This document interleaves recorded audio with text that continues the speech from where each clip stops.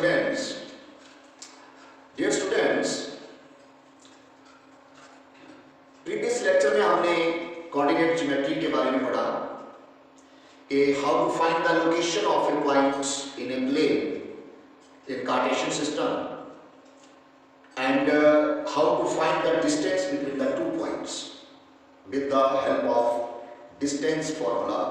ये हमने स्टडी किया था कि दो पॉइंट के बीच सपोज के point A has coordinates x1, y1 and point B has the coordinates x2, y2. Then AB distance जो है टू पॉइंट्स के बीच हम कैसे फाइंड करते हैं, ये x2 minus x1 whole square plus y2 minus y1 whole square, the whole square root. तो आज हम पढ़ेंगे कि सपोज हमारे पास 3 पॉइंट्स दिए गए हों विद कोऑर्डिनेट्स और हमें बोला जाता है कि बताइए कि these are the vertices of scalar triangle, isosceles triangles और इक्विलेटरल ट्रायंगल। तो हम कैसे उनको स्टडी करेंगे? Suppose we have 3 points triangles के भी हो सकते हैं और एक लाइन में भी हो सकते हैं जिनको कॉलिनियर पॉइंट्स बोलते हैं हम। जैसे ये A, B और C, ये A with coordinate suppose x1, y1 है, B with coordinate x2, y2 है और C with coordinate x3, y3।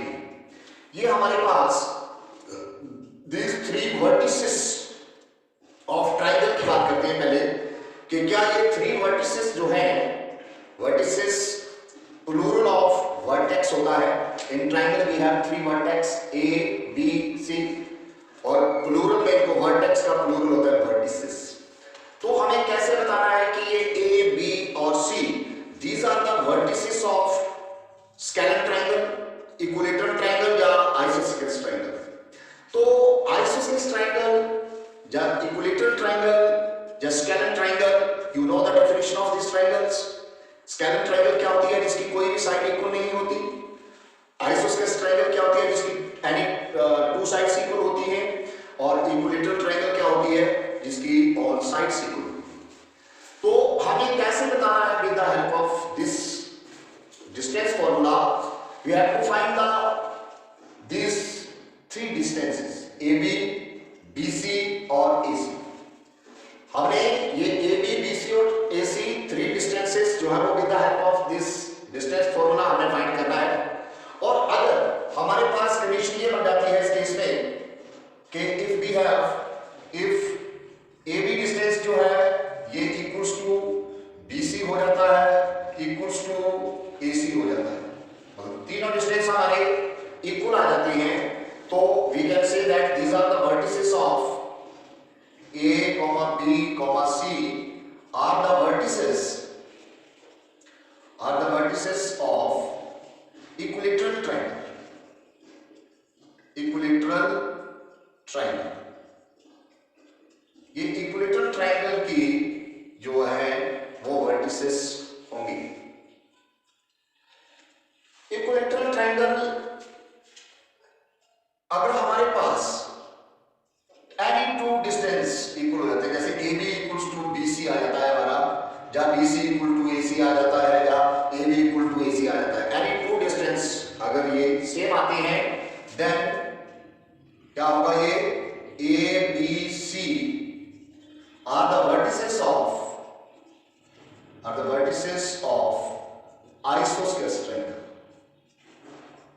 isosceles triangle,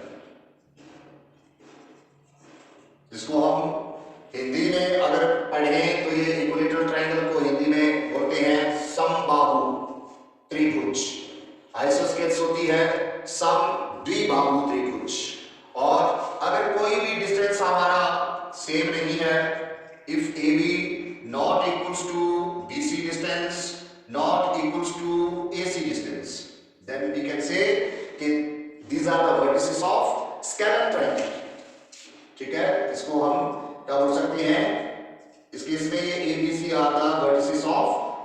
scalene triangle. Scalene triangle को अगर हिंदी में हम प्रोनाउंस करें तो हिंदी में इसको बोलते हैं विषम बाहु त्रिभुज। ठीक है, तो ये हम अगर कोऑर्डिनेट ज्योमेट्री में हम ये चीजें हमें बतानी पड़ जाए कि show that these are the vertices of equilateral triangle, या वर्टिसेस ऑफ आइसोसेलेस ट्रायंगल, या वर्टिसेस ऑफ स्केलेन ट्रायंगल, तो हम with the help of distance formula निकालते हैं। लेकिन हमें ये शो करना पड़ जाए कि these are the vertices of right angle triangle. Right angle triangle को कैसे शो करेंगे, उसमें भी हम ये तीनों डिस्टेंस ही निकालेंगे। तीनों डिस्टेंस निकालेंगे क्योंकि राइट एंगल ट्रायंगल में आपको पता ही है कि जो longest side which is known as hypotenuse, उसका स्क्वायर जो होता है बाय पाइथागोरस थ्योरम आपने पढ़ी हुई है कि लॉन्गेस्ट साइड जो हाइपोटेन्यूज का स्क्वायर है that will be the sum of the square of remaining two terms. तो अगर हमारे पास ऐसी कंडीशन बन जाती है सपोज, क्योंकि इसमें हमें पता तो नहीं होगा कोई भी कहां बी राइट एंगल पे होगा या सी राइट एंगल पे होगा या ए राइट एंगल पे होगा, तो हमारे पास इस तरह से कोई कंडीशन बन जाती है कि ए बी स्क्वायर जो है equals to B C square plus C A या ए सी स्क्वायर, इस तरह से बन जाती है। जहां आपके पास बी सी स्क्वायर जो है ये equals to A B square plus A C square के बराबर बन जाती है। जहां आपके पास A C square equals to ये A B square plus B C square के बराबर बन जाती है। इस तरह की मतलब तीनों कंडीशनों में से कोई एक कंडीशन आपके पास आ जाती है कि square of the distance of one side that is equal to the sum of the square of remaining two sides. तो ये हमारे पास एक पाइथागोरस थ्योरम बन जाती है। और पाइथागोरस थ्योरम जो आपको राइट एंगल ट्रायंगल में ही लगती है कि राइट एंगल ट्रायंगल में जो पाइथागोरस थ्योरम है उसमें क्या होता है कि लॉन्गेस्ट साइड जो होती है इस तरह से, इसको हम हिंदी में कर्ण बोलते हैं, इंग्लिश में ये हाइपोटेन्यूज एक्स से डिनोट करते हैं। ये बेस आ गया, ये परपेंडिकुलर आ गया। तो पाइथागोरस थ्योरम में क्या होता है कि x square equals to p square plus b square. ये कंडीशन अगर सेटिस्फाइड होती है तो we can say that this triangle is right angle triangle. ठीक है, तो अगर हम with the help of distance formula बात कर रहे हैं, अगर हमने इन वर्टिसेस को ही बताना है कि these are the vertices of right angle triangle और नॉट, तो हमारे पास पहले तीनों ही डिस्टेंस आपको निकालने हैं, ए बी, बी सी और ए सी। ये तीनों डिस्टेंस निकालने हैं और इसमें आपने आप ये चेक करना है कि किसी एक साइड का स्क्वायर जो है वो sum of the square of remaining two sides आ जाता है। तो उस केस में हमारी ये पाइथागोरस थ्योरम जो है वो वहां पर सेटिस्फाइड होती है। तो हम कहते हैं कि these are the vertices of right angle, और राइट एंगल ट्रायंगल के वो वर्टिसेस हैं। और जो यहाँ पर जैसे A B square plus B C square आ रहा है तो वो राइट एंगल एट बी के ऊपर होगी क्योंकि दोनों में कॉमन है ये साइड्स। तो इस तरह से ये 3 पॉइंट्स का था कि ये हम कैसे बताते हैं कि वर्टिसेस ऑफ ट्रायंगल इसके इक्विलेटरल ट्रायंगल के हैं या स्केलेन ट्रायंगल के हैं या राइट एंगल ट्रायंगल के हैं, या आपको कैसे बताना है कि ये राइट एंगल ट्रायंगल के। फिर हमारे पास ये 3 पॉइंट्स इस तरह से आ जाते हैं और ये बोला जाता है कि show that these points are collinear points. These points are collinear points. Collinear points वो होते हैं जो पॉइंट्स एक ही लाइन में लाई करते हैं, कोलिनियर पॉइंट्स। ये क्या होते हैं points? The points lie on the same line, on the same line। एक ही लाइन में जो पॉइंट्स होंगे वो कोलिनियर पॉइंट्स होंगे। ठीक है, इस तरह से ये सपोज हमारे पास ये लाइन होती ही ग्राफ ऑफ पॉइंट्स ही है ये प्लेन में, बट सपोज ये जैसे कोई ये पॉइंट है, ए है, ये बी है, ये सी है, इस तरह से 3 पॉइंट आपको दिए हैं विद कोऑर्डिनेट्स x1 y1, इसका कोऑर्डिनेट्स x2 y2 मान लिया आपने जनरली, और इसके कोऑर्डिनेट्स को x3, y3 मान लिया आपने। तो हमें कैसे बताना है कि ये पॉइंट्स जो है वो कोलिनियर पॉइंट्स होंगे with the help of distance formula. बाकी और भी फॉर्मूले हैं हमारे पास, but with the help of this distance formula how we can show that these points are collinear points. तो इसमें आपने क्या करना है, इसमें भी आपने तीनों डिस्टेंस निकालने हैं, आपने ए बी डिस्टेंस भी निकालना है, आपको बी सी भी निकालना है और ए सी भी निकालना है। अब ये तो मैंने ए बी सी इस तरह से बना दिए हैं, हमें इनकी लोकेशन का पता नहीं है कि कौन पॉइंट, ये पॉइंट हो सकता है यहाँ भी हो सकता है, ये पॉइंट यहाँ भी हो सकता है, ये यहाँ हो सकता है। तो हमने तीनों डिस्टेंस निकालने हैं इसके, और हमारे पास सब कंडीशन इस तरह से आ जाए सपोज कि एक डिस्टेंस जैसे ए बी इक्वल टू आपके पास बन जाए बी सी प्लस ए सी, ये कंडीशन बन जाए। जब बी सी इक्वल टू आपके पास बन जाए ए बी प्लस ए सी, जब आपके पास ए सी इक्वल टू बन जाए A B plus B C, इन तीनों में से कोई एक कंडीशन अगर आ जाए, मतलब कहने का कि कोई एक डिस्टेंस जो है वो that is the sum of remaining two distances, ठीक है। तो इस केस में हमारे पास जो पॉइंट्स होंगे वो कोलिनियर पॉइंट्स होंगे, एक ही लाइन के ऊपर वो पॉइंट्स लाइन करेंगे। तो इस तरह से with the help of distance formula we can show that how the three points will lie on the same line, ठीक है। तो ये हमारे पास 3 पॉइंट्स का आ गया। अगर आपके पास 3 पॉइंट्स के बजाय अब 4 पॉइंट्स आ जाते हैं कि 4 पॉइंट्स, तो 4 पॉइंट्स जो होंगे वो 4 साइडेड फिगर के होंगे, जिसको हम क्वाड्रिलेटरल बोलते हैं। क्वाड्रिलेटरल में 4 साइडेड फिगर और 4 पॉइंट्स आती हैं। जैसे सपोज आपके पास इस तरह से कोई 4 पॉइंट्स आ जाते हैं कि A with coordinate x1, y1, B with coordinate x2, y2, C with coordinate x3, y3 and D with coordinate x4, y4। तो हम कैसे शो करेंगे कि these are the points of 4 sided figure में आपको दिया गया है कि these are the points of rectangle और पैरेललोग्राम, या स्क्वायर और रोम्बस। कैसे हमें दिखाना है कि दीज 4 पॉइंट्स are the vertices of, first of all हम करते हैं कि आपको कैसे बताने हैं कि ये पॉइंट्स जो है वो रेक्टेंगल के हैं, रेक्टेंगल के वर्टिसेस हैं, जाके रेक्टेंगल और पैरेललोग्राम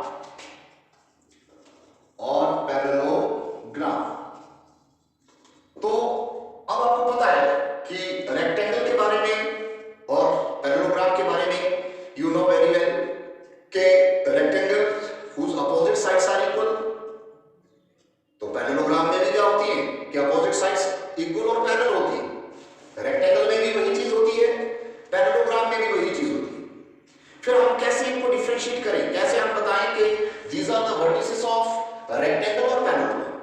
सपोज हमारे पास कोई इस तरह से हम ले लेते हैं, ऐसा कोई फिगर हमारे पास बन जाता है, इस तरह से हम ले लेते हैं, इसको पैरेललोग्राम में ले लेते हैं। चलो ए बी सी और डी, और रेक्टेंगल भी ले लेते हैं। रेक्टेंगल में क्या होगा कि रेक्टेंगल में भी अपोजिट साइड्स इक्वल होती हैं और पैरेलल होती हैं, बट इसमें क्या होता है कि ये जो रेक्टेंगल होती है इसका हर एक एंगल जो है वो ये 90 डिग्री का होता है, ये वाले, बट पैरेललोग्राम में ऐसा नहीं होता है, ठीक है। तो बट इसकी जो फर्स्ट जो इसकी डेफिनेशन, इसकी प्रॉपर्टी बोल सकते हैं हम कि these two figures rectangle as well as parallelogram, ये रेक्टेंगल है ये पैरेललोग्राम है, इसमें क्या होता है कि अपोजिट साइड्स जो है वो ऑलवेज इक्वल एंड पैरेलल होती है। ये अपोजिट साइड्स आमने सामने वाली भुजाएं ये इसके अपोजिट है, ये इस तरह से ये इक्वल और पैरेलल होती है दोनों ही केस। फिर हम कैसे बताएंगे, क्या यहां पर हम कैसे बताएंगे कि these are the vertices जो हमें ABCD विद कोऑर्डिनेट्स दिए गए हैं, these are the vertices of rectangle और पैरेललोग्राम। तो हम क्या करेंगे, ये सारे डिस्टेंस निकालेंगे पहले, A B B C D और ए डी। और अगर हमारे पास कंडीशन आ जाती है कि A B equals to C D हो जाता है और A D equals to B C हो जाता है, ठीक है ये। तो अब इसमें अपोजिट साइड्स हैं, तो अपोजिट साइड्स तो दोनों ही केस में इक्वल एंड पैरेलल होती है। फिर हम कैसे बताएं, तो इस केस में आपने क्या करना है कि इनके जो डायगोनल्स होते हैं आपने उनको मिला देना है, रेक्टेंगल में और पैरेललोग्राम। मतलब फिगर तो हम कोई एक भी लेंगे, यहां पर कोई दो फिगर नहीं होंगे मेरे, ठीक है। फिगर तो हम ये जो वर्टिसेस दिए हैं, तो अगर ना भी बनाए हम तो कोई जरूरत नहीं है, जस्ट एक हम बना लेते हैं, उसमें हमें एग्जैक्ट पहले पता नहीं होता है कि वो रेक्टेंगल होगी या पैरेललोग्राम होगी। तो मतलब मैं आपको वे बता रहा हूं कि कैसे आपने इसको प्रूव करना है with the help of distance formula. तो आपने रेक्टेंगल ये अपोजिट डिस्टेंस तो निकाल लिए और इक्वल और हो गया वो हमारे पास। तो फिर आपने डायगोनल्स भी निकालने हैं, और अगर हमारे पास if diagonals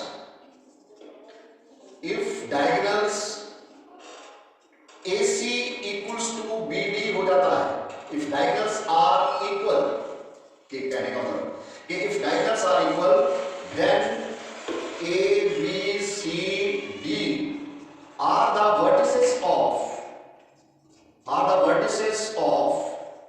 rectangle।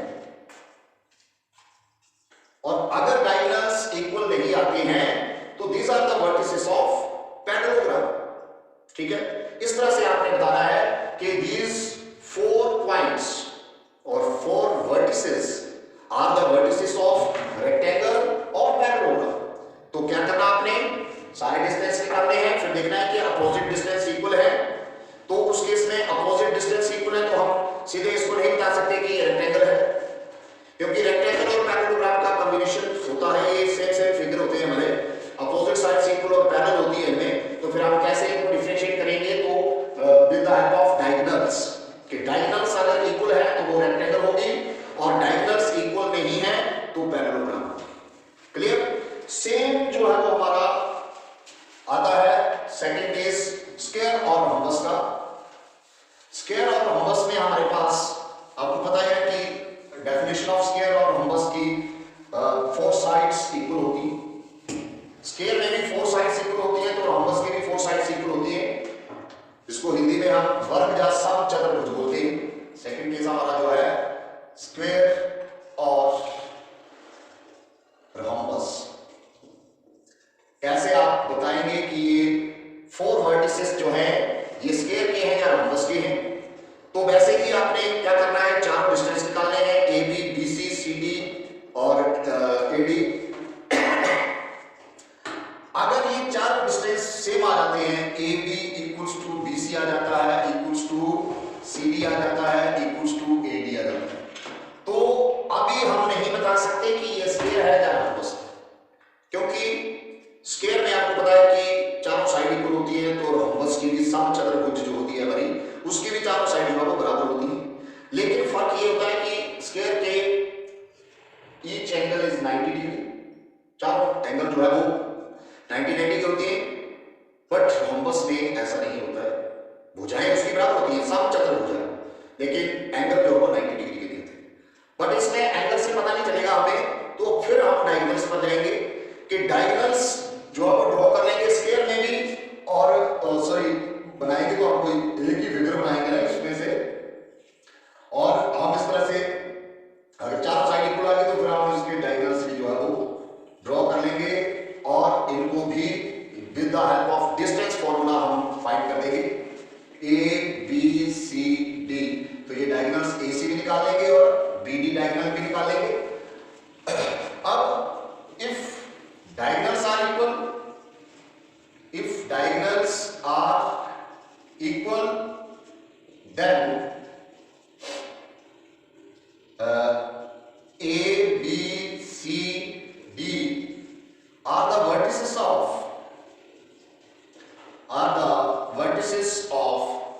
square।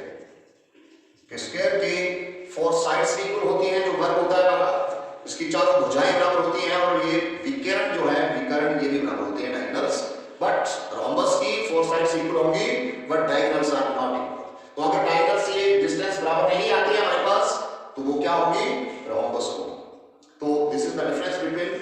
square and rhombus, or with the help of distance formula you can find that the four vertices are the vertices of square or rhombus. Clear? तो ये था डिस्टेंस फॉर्मूला के according 3 point system, 4 point system.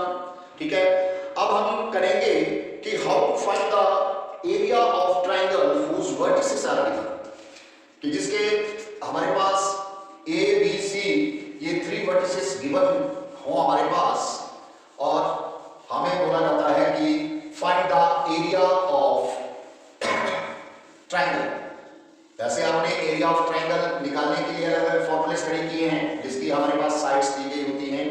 जहां right angle triangle है तो उसमें आपको पता है कि area of right angle triangle क्या होता है, 1/2 into base into perpendicular height जो होती है हमारी.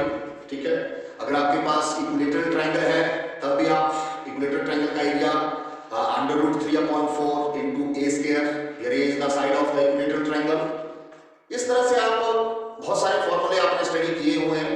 बट जब हमारे पास ये सिचुएशन आ जाती है कोऑर्डिनेट सिस्टम में, कोऑर्डिनेट ज्योमेट्री में, कि कोऑर्डिनेट ज्योमेट्री में हमारे पास कोऑर्डिनेट्स दिए गए होते हैं पॉइंट्स के, तो जब पॉइंट्स के कोऑर्डिनेट्स दिए गए होते हैं तो हम उनका यूज करके हम कैसे जो है वो एरिया ऑफ ट्रायंगल निकालेंगे.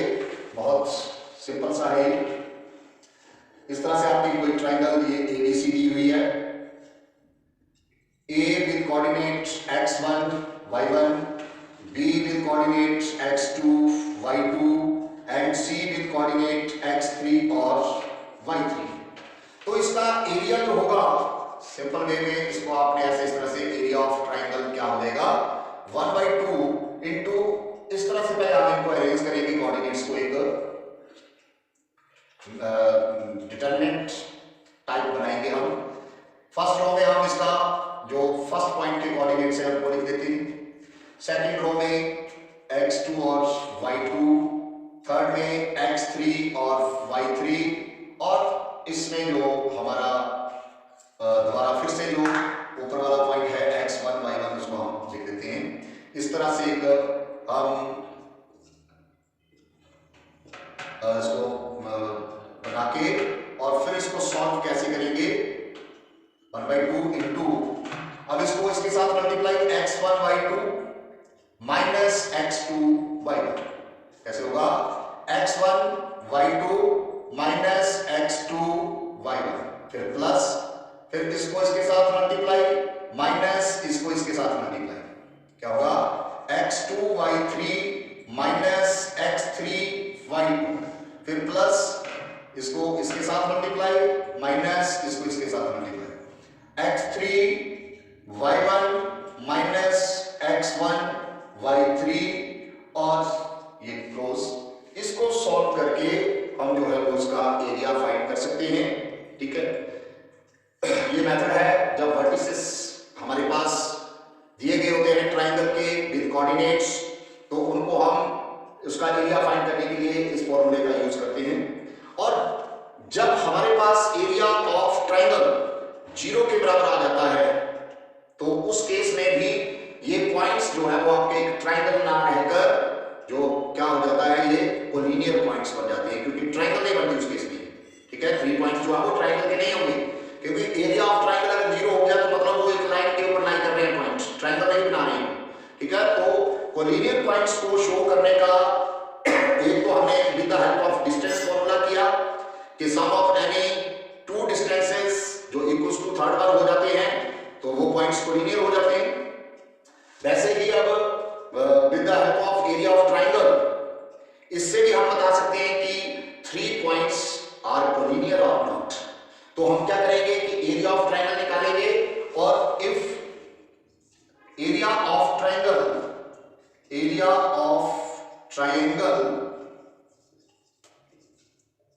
becomes 0, then A, B, C are collinear points. ये भी एक फॉर्मूला है, इसको आपने कंडीशन है ये कोलिनियरिटी प्रूव करने की कि हम कैसे बता सकते हैं कि 3 पॉइंट्स जो है वो कोलिनियर हैं या नहीं है. 4 पॉइंट्स के लिए हमारे पास अलग फॉर्मूला है. पॉइंट्स में ट्राइंगल नहीं बनेगी हमारे पास, 4 पॉइंट्स में जो है 3 पॉइंट्स में ही ट्राइंगल बनती है।